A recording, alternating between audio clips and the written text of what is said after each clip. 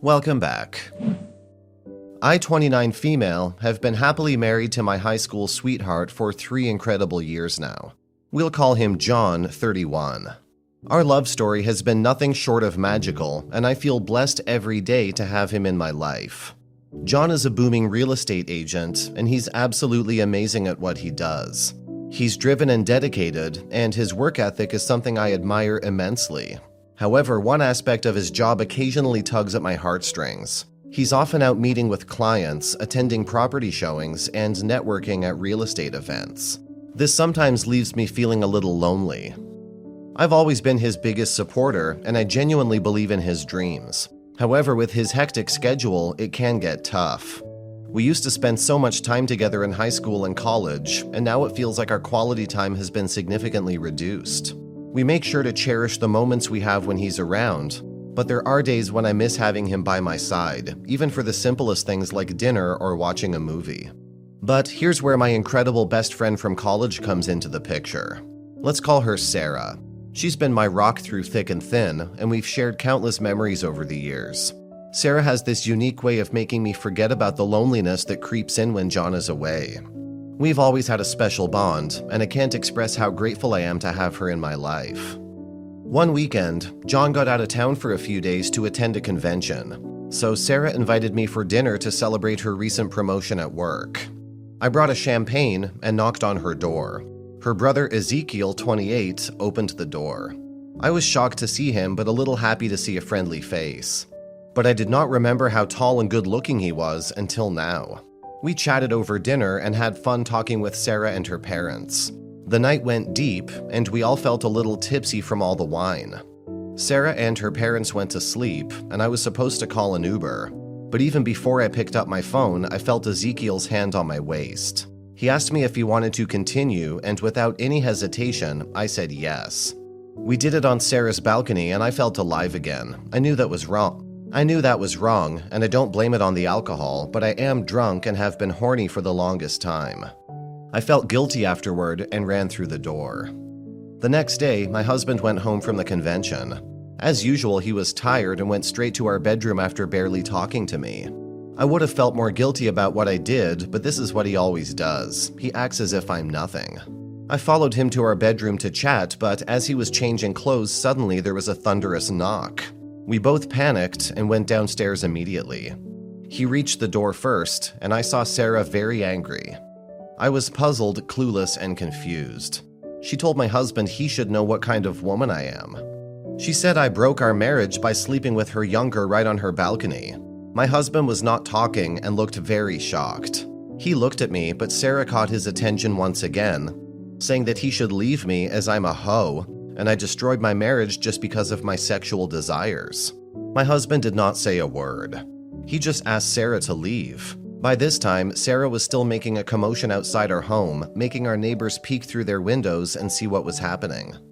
I begged John to first listen to me, but he immediately said that I should pack my bags and leave the house.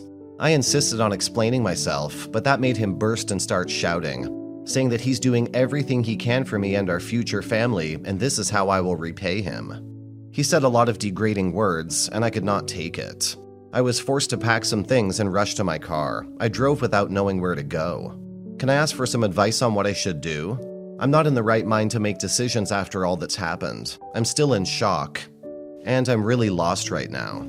I could really use some advice from you guys since I feel like I'm all alone in this world. I'm gonna lose my mind. Please don't be harsh.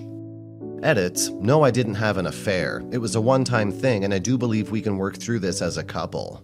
I do not believe I'm a wuss or a hoe or an S-slang like everyone keeps telling. I made a genuine mistake, and I wish to go back to our home, the home I built with my husband, and start over, and yes, I do deserve another chance. Update. I feel like I owe you an update on how my life turned out. I'm now in the middle of my divorce with my high school sweetheart husband.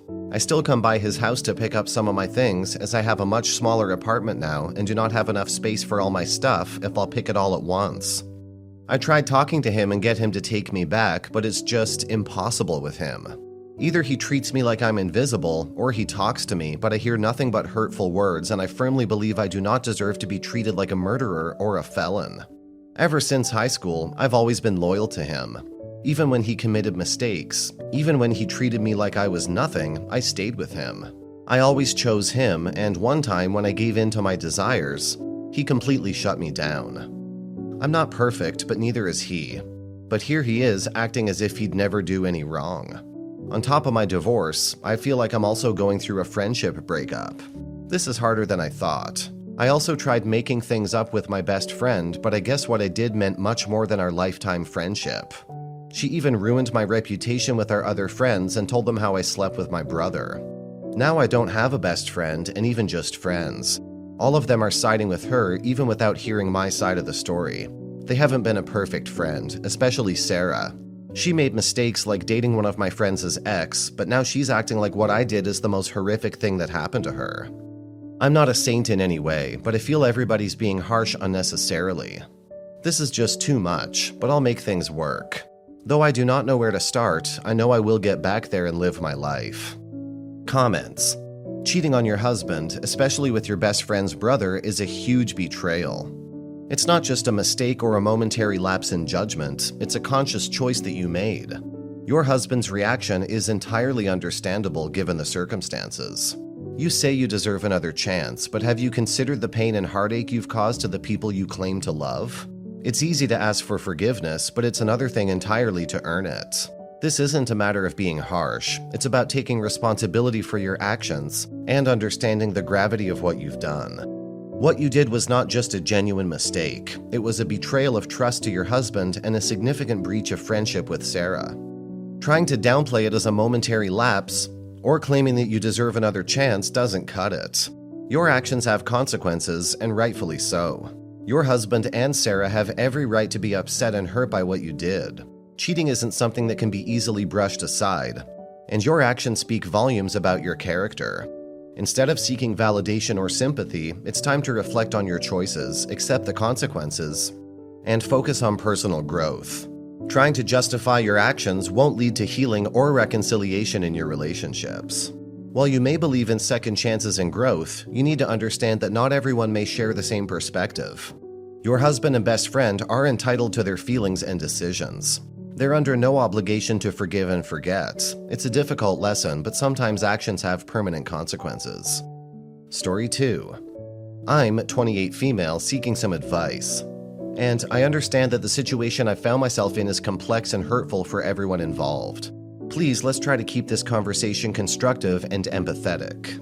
3 months ago, I started a new job as a chef, which I was excited about. It meant working closely with some male colleagues. Let me begin by saying that I've always valued fidelity in a relationship, and I had never imagined myself in a situation like this. My husband, 32, and I have been trying to have a baby for the last 6 months, and it's been emotionally challenging. Because I felt like I wasn't ready, but my husband was excited about this next step in our relationship. So I felt pressured into doing something that I didn't want to be, but I could not bring myself to come forth and be honest with my husband. At work, I became friends with a male colleague, 20s male, who was going through a difficult separation. We started texting, and over time, our friendship escalated into something it shouldn't have. My colleague initiated some of the texts, and there were moments when I should have stopped the conversation, but I didn't. Then things progressed, and the messages and pictures I sent became sexual in nature. Then we hung out at his place when his roommate was out, and things escalated to a point of no return. Now my husband knows, and he's hurt. I love my husband, and I'm devastated by the pain I've caused him. Our relationship means the world to me, and I never wanted to jeopardize it. I've also been dealing with my own personal issues, such as alcohol use and an eating disorder, which I know I need to address. I've already cut myself off from my colleague, and I'm actively seeking another job in the area, but I'm willing to stay home if needed. Our life means everything to both of us, and I hope we can find a way to move forward and heal our relationship. I appreciate any insights and advice you can offer during this difficult time. Thank you for your understanding. I understand that infidelity is a complex issue, but let's not sugarcoat it. What you did was wrong. You betrayed your husband's trust, plain and simple. You can't just chalk it up to feeling sorry for a colleague or personal issues. Sending intimate photos and saying "I love you" to someone else while you're married is a clear breach of trust. You could have at least put a stop there, but you let things progress even further, so shame on you. You need to take full responsibility for your actions and the impact they've had on your husband and your marriage.